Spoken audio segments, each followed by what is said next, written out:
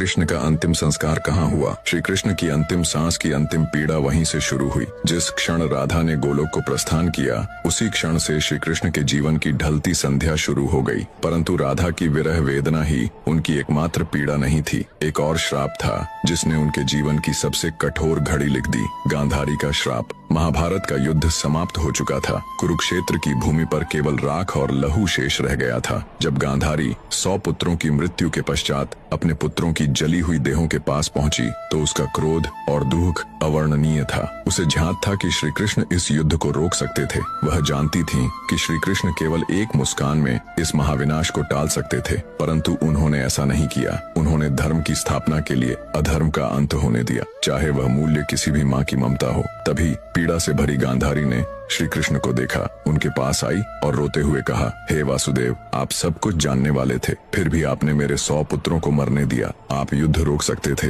पर आपने केवल तमाशा देखा। मेरी ममता की आग आज आपको भी छुएगी। मैं आपको श्राप देती हूँ। ठीक वैसे ही जैसे मेरा वंश समाप्त हुआ, वैसे ही यदुवंश भी नष्ट होगा और आप भी अपनी मृत्यु को अकेले अपनों से बिछुड़कर एक तीर की पीड़ा में अनुभव करेंगे। श्री कृष्ण ने गांधारी के श्राप को शांत मन से स्वीकार किया, क्योंकि वह जानते थे यह भी उसी लीला का एक भाग है। जिस न्याय को वह लेकर आए थे, उसी न्याय की अग्नि अब उनके अपनों को भस्म करेगी। गांधारी का श्राप, राधा की जुदाई और यदुवंश का अंत, यही वो अंतिम अध्याय थे जिसने श्री कृष्ण के मानवीय रूप को सबसे गहरे दुख से भर दिया। अब जानिए कैसे त्रेता युग में श्री राम द्वारा दिया गया वरदान बना द्वापर में श्री कृष्ण की अंतिम लीला का कारण। अगर आपको श्री कृष्ण की अंतिम सांस के बारे में आगे बढ़ाना है तो चैनल को सब्सक्राइब करें। त्रेता युग का वह समय था जब राम ने रावण का वध कर अयोध्या लौटकर राम राज्य की स्थापना की थी। एक शाम अयोध्या के समीप एक तपस्वी राक्षस आया। नाम था जरासुर।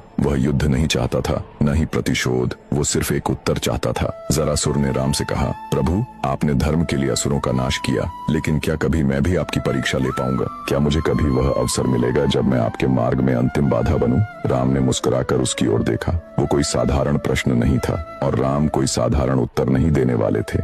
राम बोले, जब मैं द्वापर में श्री कृष्ण रूप में जन्म लूंगा, तब तू मनुष्य रूप में जन्मेगा और वही जीवन तुझे वह अवसर देगा जिसकी तू आज याचना कर रहा है। तेरे हाथों ही मेरी लीला इस धरती पर पूर्ण होगी, ये मेरा वचन है। जरासुर झुक गया। उसने नहीं जाना कि वह वचन युगों बाद एक महारहस्य का कारण बनेगा। समय बीतता गया, युग बदले और द्वापर में वो वचन धीरे धीरे श्री कृष्ण के अंतिम क्षणों की ओर बढ़ने लगा। जब लीला पूरी हो चुकी थी और ब्रह्मांड का सबसे बड़ा प्रेमी अपने सबसे गहरे अकेलेपन में डूब चुका था, वो द्वारका का अंत था। सब कुछ समाप्त हो चुका था। यदुवंश का नाश, रणभूमि की गूंजती चीता